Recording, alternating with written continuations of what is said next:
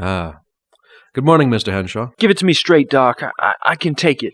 It's my back, right? Oh, my back! Oh. No, it wasn't your back the last time, and it isn't this time either. Then it must be my liver. Ooh, liver. Oh. Mr. Henshaw, every time you come in here, we go over your entire anatomy, and everything always checks out fine. Well, what about my crop? Ooh, my... Yeah. What? Uh-huh. You don't even have one of those. Oh. So, I'm all right then? Oh, no. Something is quite definitely wrong with you. Something is terribly, horribly wrong. It is? What is it? Tell me so I can look it up. Well, you see, I'm afraid what you've come down with is an acute case of pissing me off.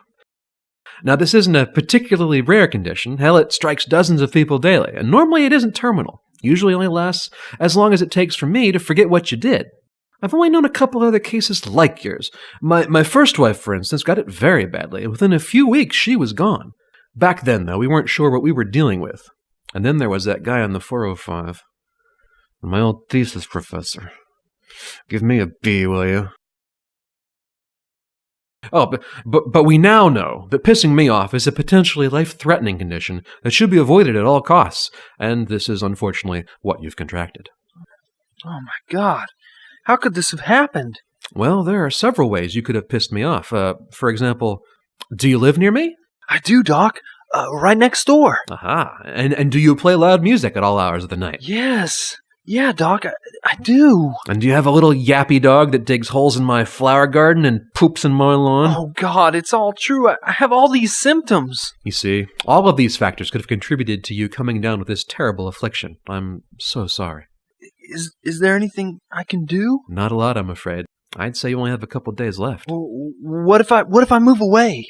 Yes, that could add some time while I track you down. Well, maybe I can just apologize. Mr. Henshaw, if I thought an apology would work, I'd prescribe one immediately. But unfortunately, your case is far too advanced for that to do much good. I'm sorry.